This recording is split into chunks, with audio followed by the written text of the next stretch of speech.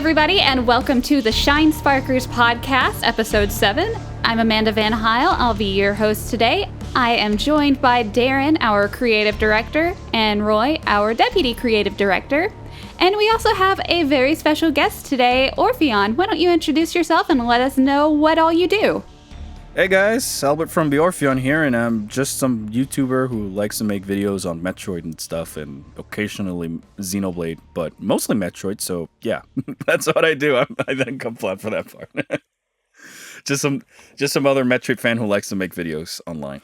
You make excellent videos. It's great to have you here. Thank Thank you for joining us. No, thanks. Thanks for having me.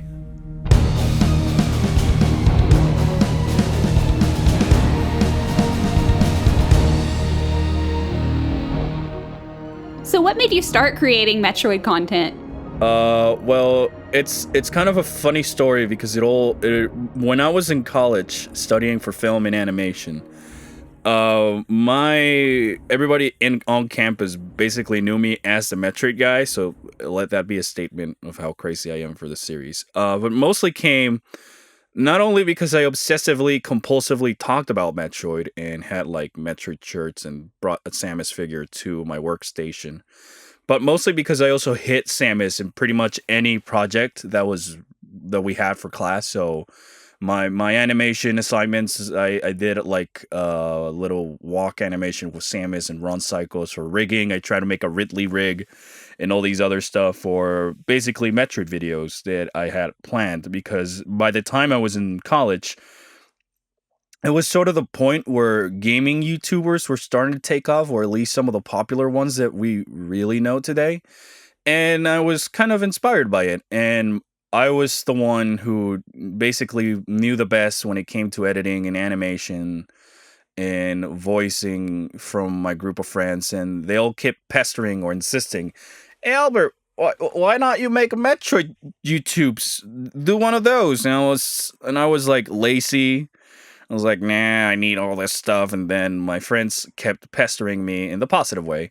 So we went out and got a capture card, a used capture card, so I could record the Metroid footage, because I said I'm not going to do this by myself with like trying to get random people's footage and all that stuff. I wasn't really okay with that at the moment, and especially today. So I just went get a capture card. One of my friends actually bought a GameCube player so I could record the Game Boy Advance games, and I simply spent sort of the last couple of months of the master's degree recording Metroid footage, so I could have like this backlog that I use nowadays for the videos. And coming up, it was basically all that time I was spending in pre-production. But the main reason I really wanted to do the channel was because I wanted to give Metroid some more deserved exposure. I saw a lot of popular YouTubers going on about Pokemon and Zelda and Halo or Fallout and all these other video game series, and nobody really was making Metroid content, at least that I knew of at the time. And so I said, why not? Because I wanted other people to sort of come into the series and become fans of the franchise and have like this platform where they can ask questions and get information regarding the series. Not necessarily like, oh, here's who is this one character or another, but more like fun facts and trivia they might not know, or maybe some history about the games that might go over people's head. And eventually it all kept spiraling to the point that I decided to make the channel, and I took all that time to do pre-production because I just wanted people to appreciate the series, because it was during that Metroid drought before Samus Returns, and I was sort of hoping that hope didn't seem lost for the series, and fortunately it wasn't. And at the same time, I also wanted to create like some content that other fellow Metroid players who already knew about the game could find enjoyment in, and that's how I have adapted it into these sort of animation or joke-styled videos. And I know they also enjoy the trivia and knowledge videos, even if they know the subject, just simply because you never know when you learn something new. Actually, the name Orpheon came up to be because when I say we, I mean Kathweenie and Helgab, which you can find on my Discord and stuff. are the main people who help me behind the scenes with the channel, besides my brother, who voices Crocomire. And we were having this throw-up sheet about different name ideas because I wanted something that sounded Metroid-y, but at the same time not too Metroid. So like I didn't want to call myself Zebes or Samus or Metroid, whatever. So we were. You mean you don't want to be like Metroid Man? I mean, I wouldn't mind being the Metroid Man, but I just wanted to come up with a name that if in the future I wanted to expand, I could just use that name universally. So it's like, I don't know, a branding, I guess. And so something that's subtle, yeah, that Metroid fans would know, but also thinking ahead. Exactly. So essentially, I was juggling ideas like Justin Bailey or Narpa Sword or stuff like that. And then eventually I sat down and replayed Metroid Prime 1 for like the 10th time a year, as I do traditionally. And well, you know it, the first stage is Fragile Orpheon. Metroid Prime was the first Metroid game I got to own, so it was like the introduction to me into Metroid. It's also a tutorial stage that I love. And I went to my friends that was like, hey, what about this Orpheon thing? It's in Smash. and like we kind of liked the ring of it, and that's basically how we came up with a name, because I felt it really well encompassed not only the Metroid series as a whole, but that sort of aspect about being also a introductory place for newcomers who want to get into the series. Good. So that's really nice background there. I like that. I didn't know that. And I wouldn't have thought of that until you explained it, but it makes complete sense now that I've heard it.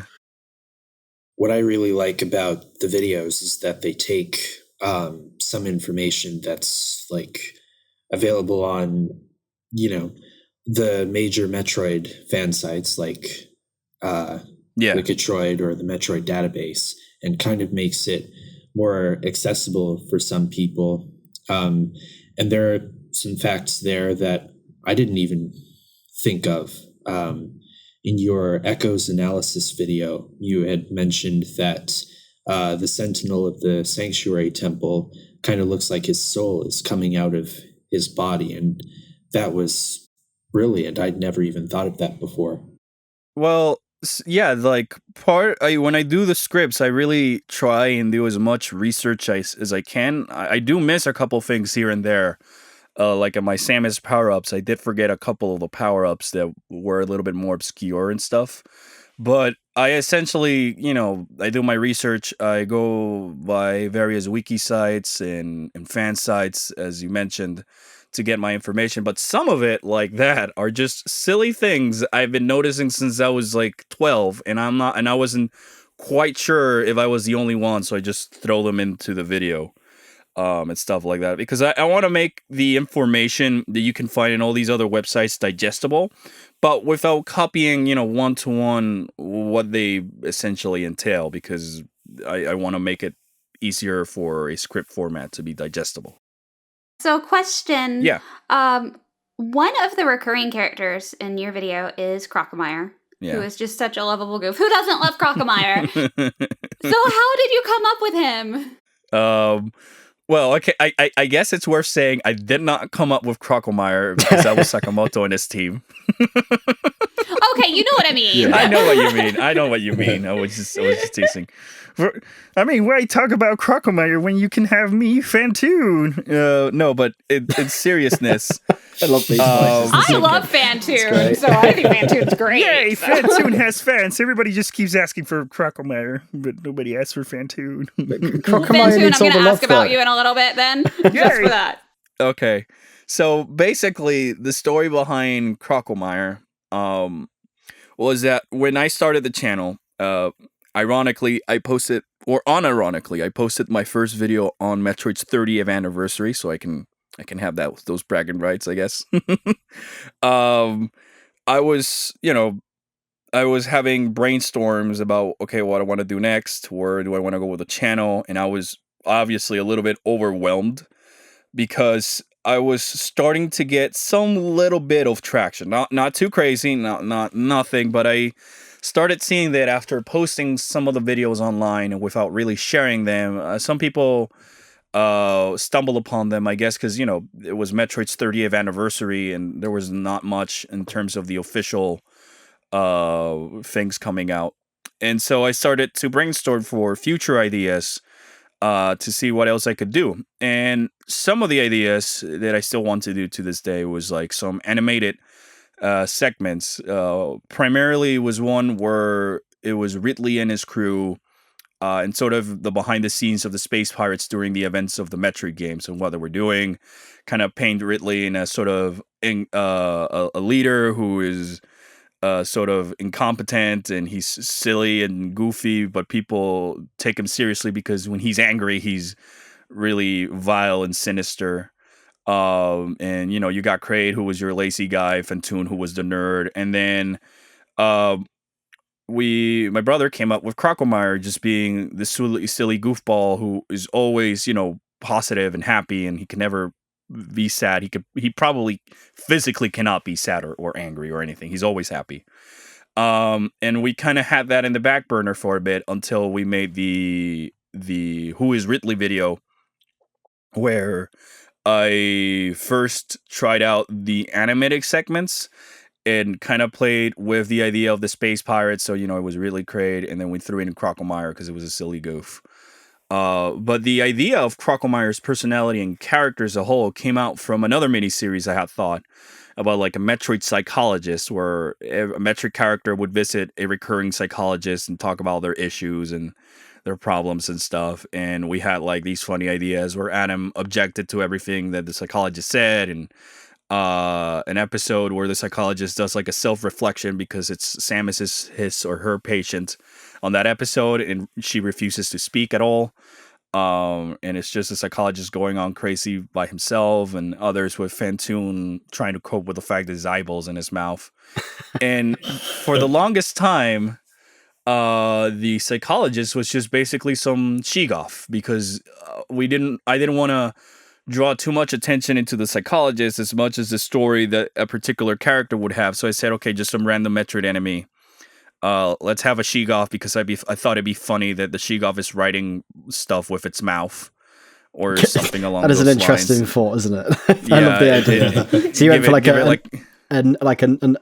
not a very important character, but you made it sort of like a background character, but it was still in the foreground and still communicating with these other characters. Exactly.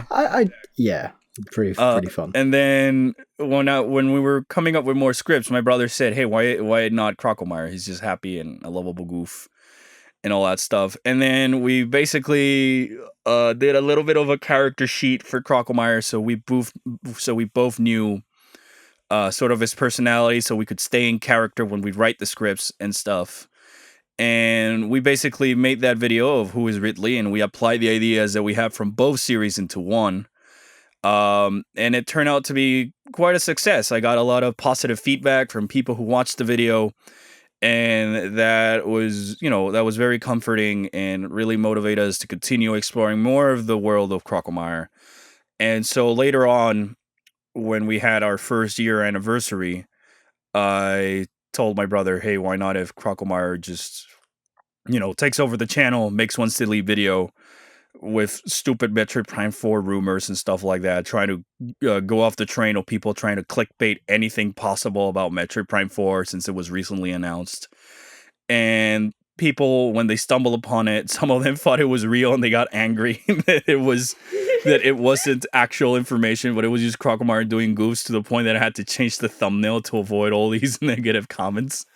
But at the same time, people who fell for it really enjoyed the idea, and that's sort of how Crocomire slowly took off. We really wanted just a silly, lovable goof of a character, and we thought Crocomire is like the Orpheon, is well known enough for Metroid fans, but still relatively obscure.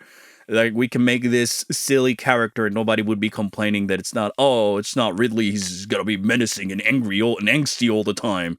So with Crocomire, we felt like we could do pretty much anything. His design is already goofy, his boss fight is already kind of goofy, so we thought the goofy personality would just add. And the thing I love about writing the Crocomire scripts and working on them is that difference from pretty much every other Orpheon video, I co-write these with my brother because he's actually, he's the voice.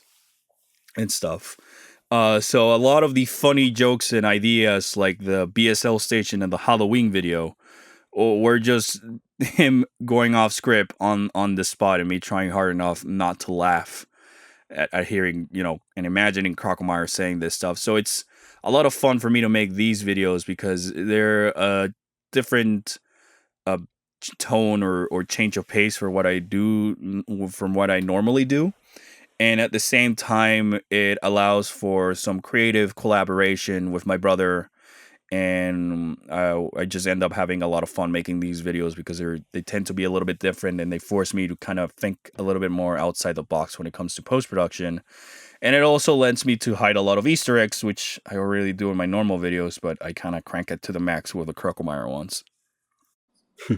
It's nice that you've also got that relationship with your brother there where you can work on something fun together, and I think that's quite special as well. Yeah, we're really close and stuff, and he's been the one who supported the channel since the beginning and stuff like that. So I think a lot of what the channel is today would not be a thing if it weren't for his feedback that I got in the beginning, and some of my friends, like Victoria in later in college when I was making the first couple videos. So I really owe him to, I really owe it to a lot of people, but these two in particular, because they helped me with the actual feedback of the structure of the videos early on in the career, if you want to call it. Yeah, and something like this, it's never like a one person thing. It's always it's always supported by other people. Even if you're doing this by yourself, you always got some backup crew helping you out. Yeah, definitely. Now, you had mentioned, people commenting, saying, getting angry about Crocmire and all that. So engagement is important for sustainability of any content creator. Based on your experience, though, what are some good ways for a creator to attract and retain their audience, as well as maintain their own brand and who they are, as opposed to just the audience telling you, this is what I want, you better do it? Well, first of all, take the comments you get your way as a double-edged sword. Always engage with your audience in the comments. I feel that, especially when you're starting out and you get one or two comments that you can reply, do take the time and reply to them and try to keep a conversation going of sorts with the person and just, put yourself in their position, because sometimes a lot of the criticism you might get your way is sort of asked in a constructive criticism. I sure did get a lot of that in the beginning. And if anything, I appreciate it because I knew, in a way, it was people out there who wanted me to get better or pointing out some flaws that other people probably wouldn't have pointed out. So definitely engaging with your audience is something that's very important. And I'm not saying that because you're big, you shouldn't do the same. It's just that I can sort of understand that when I think of a channel that might be bigger than mine or stuff, and the amount of comments they get, it's hard to reply to them all. It's because it's something I was doing, and I still do to this day, is that I post a video, I give it a day or two so people can watch it, and then I will jump into the comments and continue the conversation with viewers in there, and appreciate, and always be positive, thank them for watching, politely ask them to consider sharing your channel and stuff. Never really impose it onto the people, because a lot of YouTubers do that nowadays and it can get annoying.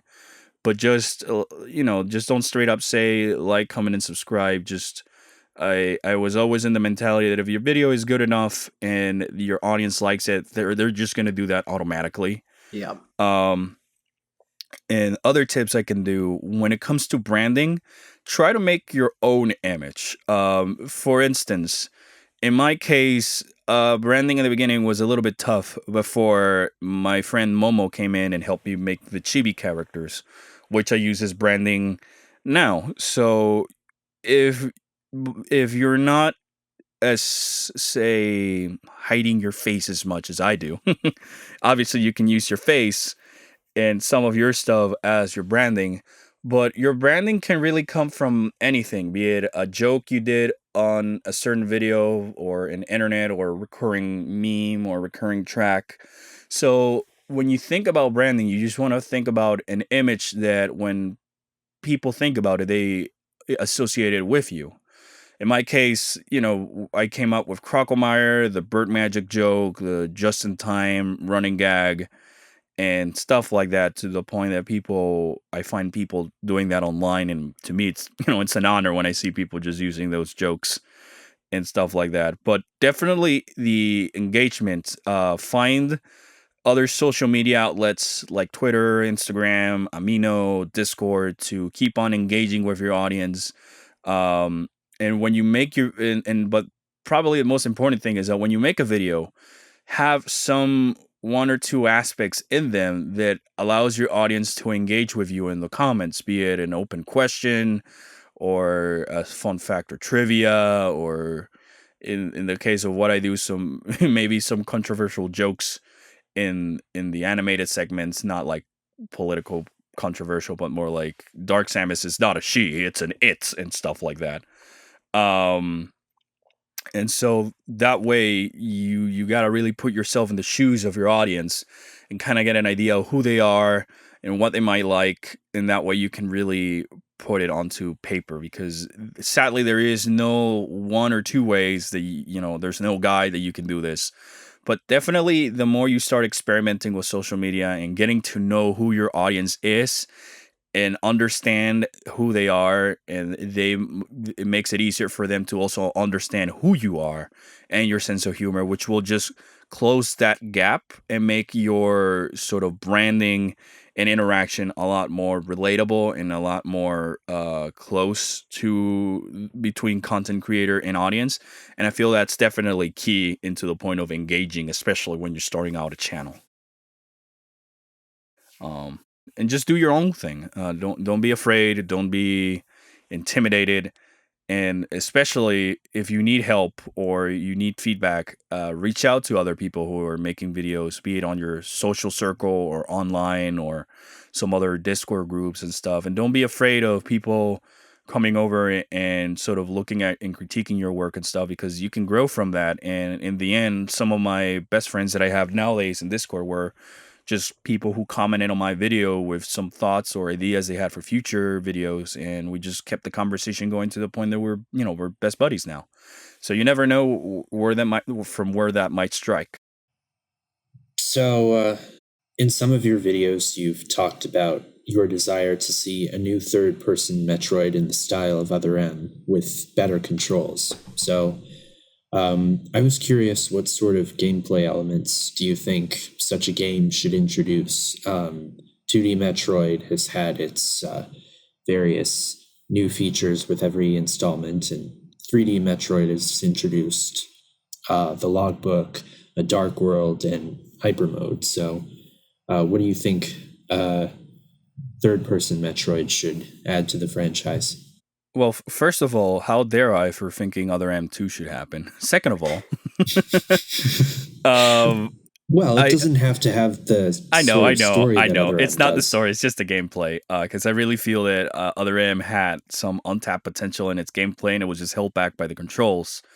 One of the ideas I was thinking over the past couple of years since I made that video is, if it's more combat oriented, like say something Devil May Cry or Bayonetta, which they kind of were trying to do with Other M's combat style, and I don't really mind it. It's basically having the ability of combining your power ups to create fun different results.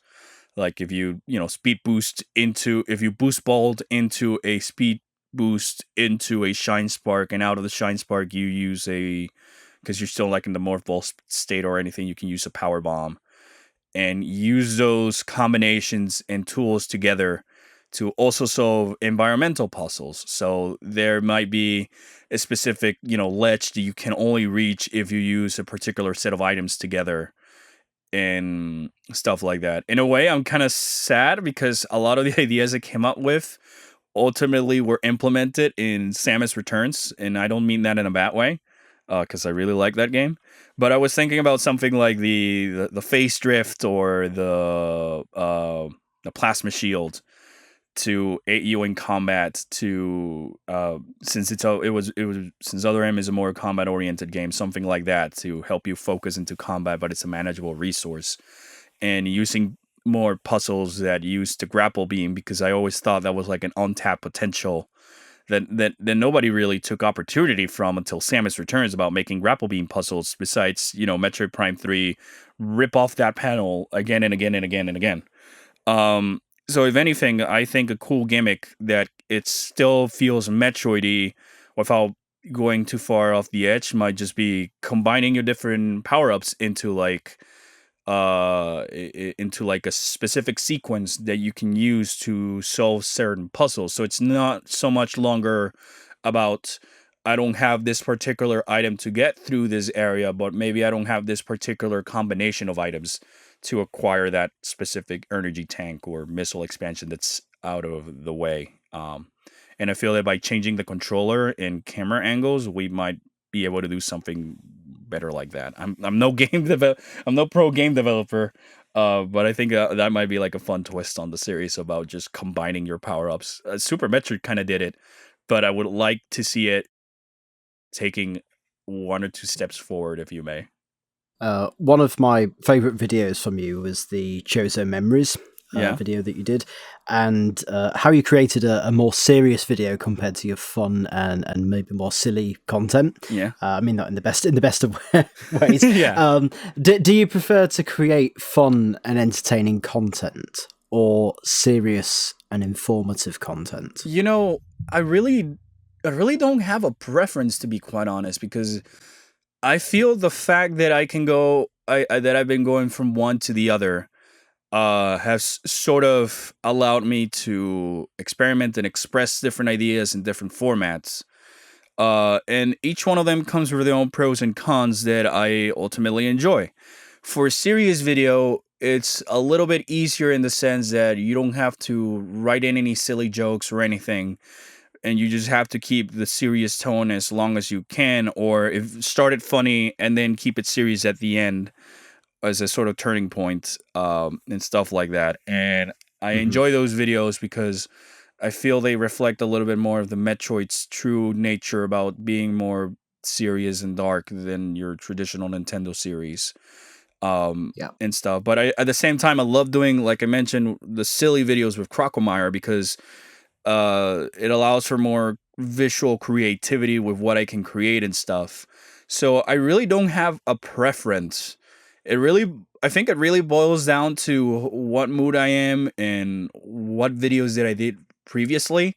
Because if I did like 2 serious videos and I want to change it up with a funny video, and then I do 2 funny videos and then I want to change it up with a series videos.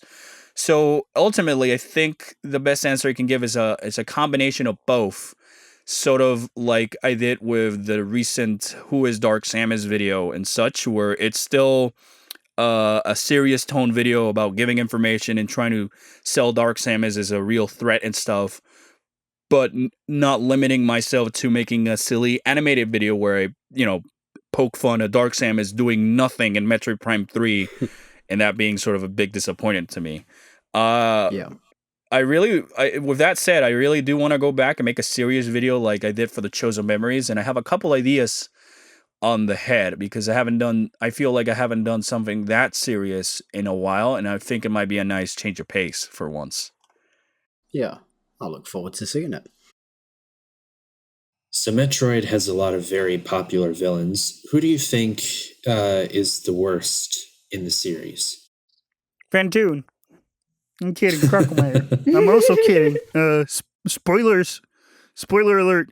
Samus and Federation Force. In the entirety of Federation Force, I kept joking with my brother as we played the game together. Like, could you imagine if Samus turns out to be the final villain? And then when we get to that final mission, when we see Samus, I'm like, it was a joke, Nintendo. You jinxed it. And then I was like, at the same time in the back of my mind, I was like, yes, this could be fun. And stuff like that, like maybe fighting, giant Samus thing, mind control, whatever. It could be fun. It could be a joke. I have so many joke videos about the Federation Force crew just Samus is chilling in her couch and the Federation Force crew just break in and tell her, no, we're the new phase of Metroid and whatever. But it's the fact that it's just her and the Morph Ball and you gotta shoot it into one place. You're not fighting Samus, you're fighting Blast Ball. Yeah. So Samus is the worst villain in Metroid then, but also the hero. Samus. It's Samus. but if it's not that, it's definitely Dark Samus because she dropped the ball in Metroid Prime 3, but just sitting in phase and not like killing Samus when she had the chance. I mean, she did kill like 3 of her friends, and she killed 3 of her friends, but she did not kill the one who always foils their plans. Like, Metroid Prime 2 happened. Dark Samus got her butt kicked, like, 3 times in that game. And then she shows up and does all this stuff. She corrupts Samus. She flies away. Samus kills the Leviathans.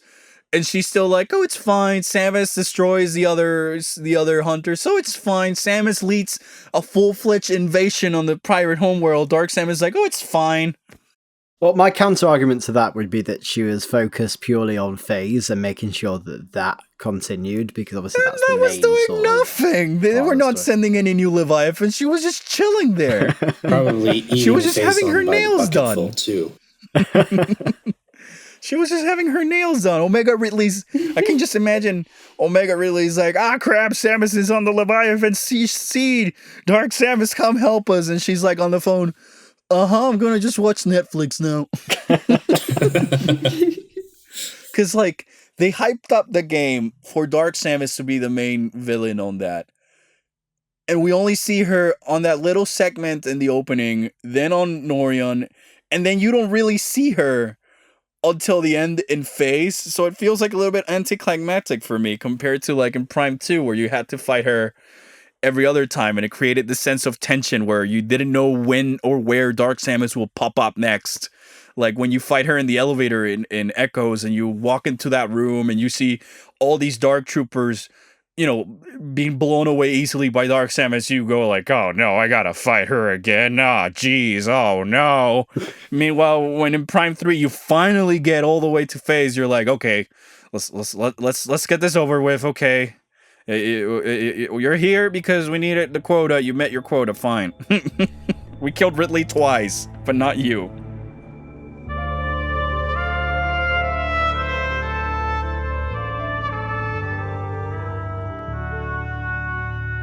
Well, speaking of villains, what do you think about the concept of bringing Ridley back and how that could be achieved?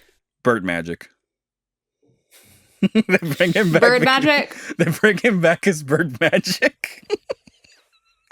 I mean, it really depends. If it's they can really just make like a Robo Ridley, or it's just Ridley back again, and I honestly would not complain. I would turn a blind eye and say, yep, it's tradition at this point. It's like in Final Fantasy having a character named Sid. You just expect it to happen. I mean, I've watched enough Pretty Little Liars to know that someone can die multiple times and they can still come back and be like, "Hi guys, I was never dead." That's if anything, every soap opera ever, pretty much. But if you think about it, Ridley's the perfect role model or hero or example, I should say, because he gets when you get down, you got to get back up again. It really keeps getting down, and he keeps getting back again. And Samus is like, "Why won't you die?" But in seriousness, if Prime 4 takes place after Federation Force, I can still see some half robotic, half organic Ridley sort of showing up of sorts. And that could maybe tie it more to Proteus Ridley in Samus Returns. Mm-hmm. I'm imagining like General Grievous version of Ridley. Where he's wheezing and coughing. Yes. Ridley with emphysema. No, just imagine there's a new character for you, yeah. He comes in with a cane, coughing. Adam Samus, pops in. Let's get this over with. Adam pops in. Hello there, General Malkovich. If it's like Metroid 5, it's like with the Chosen Memories and it takes place after Fusion, that's gonna be the real pickle. And I would say, why not take the Frieza from Dragon Ball route, where you have Frieza and then you have Metal Frieza, but then his brother Cooler shows up for revenge. So it's Ridley's brother Scott. Oh no! Oh no! That way the circle's That's such a complete. good We have name, Ridley though, as and well. we have Scott. Ridley Scott, I get it. Yeah. They kind of did that in the Samus and Joey manga because the villain of the 4th volume, I guess, is called Greed, and he's of the same species as Ridley. And he personally holds Samus responsible for the death of his race, which I guess Ridley was the only other one. And do you know what? You've just announced that now. I never knew that. I've never seen the manga, so I've never read it. Oh, I highly recommend it. It's actually really good. I didn't even know it existed, so now I'm going to have to look this up. It's on the Metroid database. It's on Metroid database. Okay. It's a really fun read. It's a really nice take, and they really put Samus to be like this ultimate badass while still having some goofy comical moments. Because there's this little moment where Samus is like, "Yay, you freed us!" and then Samus turns into her morph and starts rolling around in happiness. And I was like, but yeah, if not, I just thought like, considering Metroid and how goofy the Space Pirates is, you guys play Paper Mario, right? Oh yes. Yeah. You remember the first boss fight against the Koopa Troopas? Mm-hmm. Yes. They had like a papercraft Bowser costume. I remember. What if it's just 4 space pirates who make this giant papercraft Ridley and they go inside it? I love that boss fight in Paper Mario. It's like, it's me, Ridley. It's like, you're just a papercraft. No, it's me, Ridley. No, it's really me. Or just, we had a Ridley clone because why not? So what about the rest of the team? What do you think we should? Do you think we should be bringing Ridley back in Metroid 5? Maybe Fantoon used his massive brain to bring Ridley back to life. Fantoon uses his ghost powers and the power of the fire eyeballs of doom to bring his boss back because he felt really lonely. But no, I think like Crocomire as a boss in Super Metroid is so unique because you just don't kill it by missile. It's sort of a tug of war. That I think it might be like fun to revisit that idea. They were going to do it for Prime 3 because the concept showed like a meta Crocomire, but that never Actually, that one was just drawn for fun. Oh, really? Yeah. Oh, we talked to the artist who drew that. He just drew it for fun. Oh, how It's a dare shame. you? How dare you get my hopes up? How dare you have fun? No fun allowed until somebody makes meta Fantoon. I'm getting my characters mixed. I'm having an identity crisis.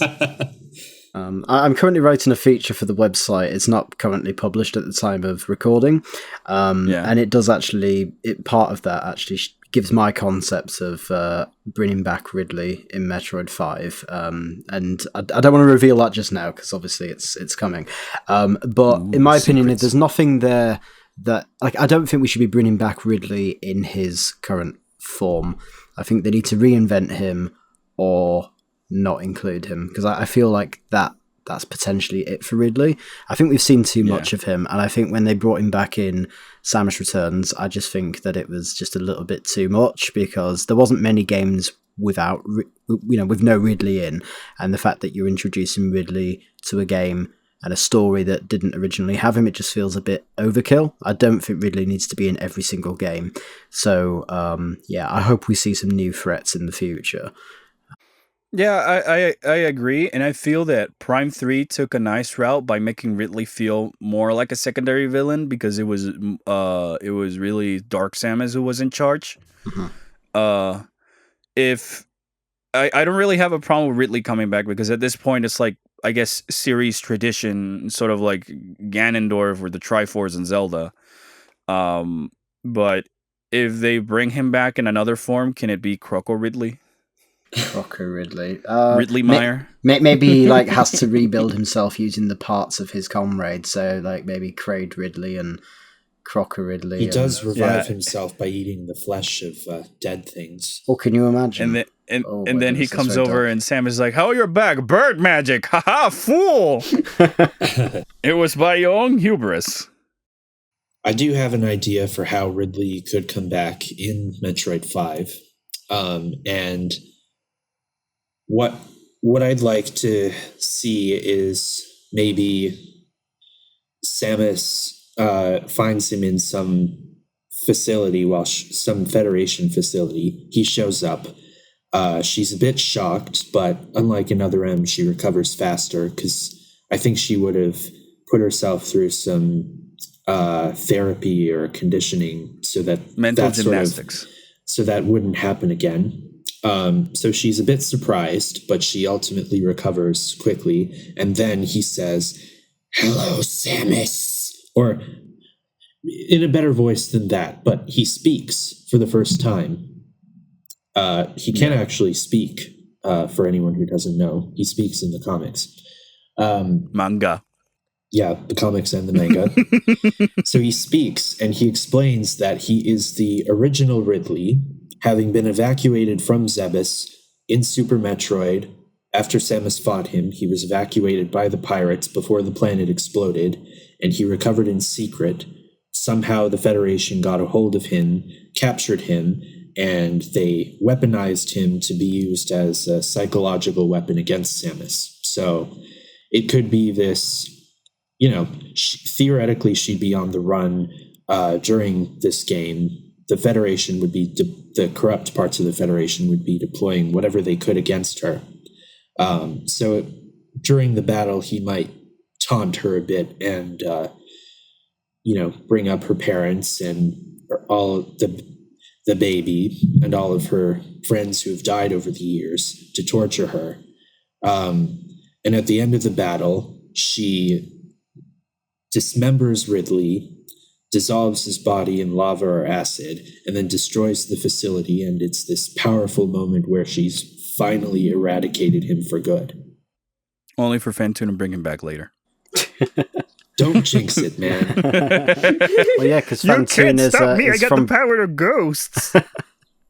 Fantune from beyond the grave, maybe. And, Yeah. Well, he's So a wait, phantom, are you- so he lives in the afterlife. So Yeah. So you're insinuating Other M is canon then? that's a topic for another podcast, I think. Yes. That we need a whole podcast just for that. I mean, yeah. Because I also have my own theories, but I won't share them here because I don't want the podcast to go on forever. Or do I? Yeah. Amanda, did you want to give your theory quickly, or did you want to just leave it there? I can't beat Roy's theory because that was like too well thought out and amazing. I was just thinking, go with the meta Ridley or something. I honestly prefer my theory when it's just like a bunch of space pirates dressed up as They do like the King K. Rool or Banjo-Kazooie trailers for Smash, where it's the silhouette and then exactly. Off the cloak and it's Crocomire underneath. That's what I was going for. Or if anything, I also always had the idea that you really never fought Ridley, but you fought like some doppelganger he made, and he's just been chilling in his spaceship, just like controlling it with like a GameCube controller. Wheezing It's away like, oh, with you his, killed. with It's his just cane. it's just fakes. I'm the real Ridley, and it turns out to be it's just little birdie. Oh wow!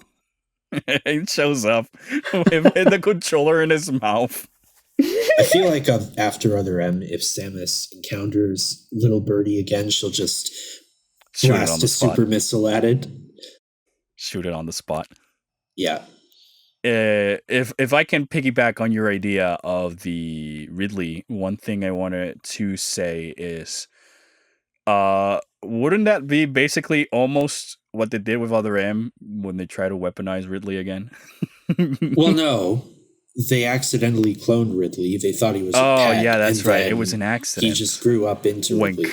So It was an he accident. kind of Wink. Yeah. It's like, okay, I can imagine the sales pitch of that, and I don't mean to be in a comedic way to ruin your idea or anything. I'm sorry, but I can just imagine the sales pitch of the Federation going, "All right, fellas, cloning Mother Brain went terribly wrong. What else shall we make? Ridley, fantastic, hire him." Brilliant. It's like, well, sir, what happens if something goes wrong? We have the Federation Force. If If anything, I'm sad that Admiral Dane did not show up in Federation Force. Well, thank you so much for joining us as a guest. Where can we find you on social media, your website, your YouTube, and all that? Well, you can find me in YouTube, the Orpheon.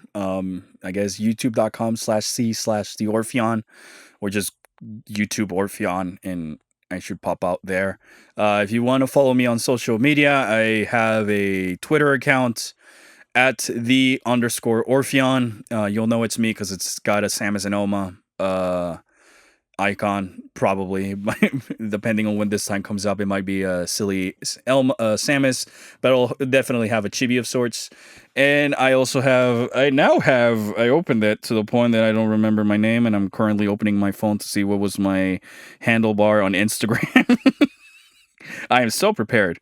Or if you prefer Instagram, you can follow me at Orpheons, just Orpheon with an S at the end because the other names were taken. And that's it. Feel free to send me a tweet or message or whatever. I'll try to reply to you as soon as I can, and I hope that if you are a first-time watcher or returning character or returning character. Yeah, if Crocomile decides to come like back. me, Yeah. Fantoon. No, but if you're a first-time comer or returning watcher, I hope you, as always, enjoy the videos and let me know what your thoughts are. Excellent. And also, we did a community spotlight with you a fair while ago now, but there's more information about the Orpheon there as well. A little bit of background into his channel and our thoughts on that, including some videos. And we'll have to update those links as well with your Instagram on that as well. Yeah, I can also send you some of the newer videos if you want. Excellent, yeah. Well, thank you very much for joining us. No, Really thank you appreciate guys for that. having me. It's been an honor. Well, everyone, thank you so very much for listening. This is the Shinesparkers podcast. You can visit our website at shinesparkers.net, and we'll see you next mission. See you guys. See you next mission. See you next mission. Now will ghosts fade away now. Ooh.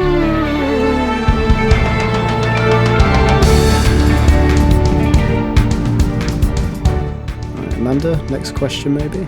We'll try and keep these a bit more Alright. concise because I'm just looking at the time on that. Oh, and I'm sure, trying to keep it. I don't want to just sort of stop you from talking as well, but it's because it's really fine. fascinating. Yeah, I love hearing about it. Please do Yeah. stop me, because if not, I can go forever. Spoilers. Spoiler alert. Samus and Federation Force. That boss battle pissed me off, you know? I mean, It really did. Language.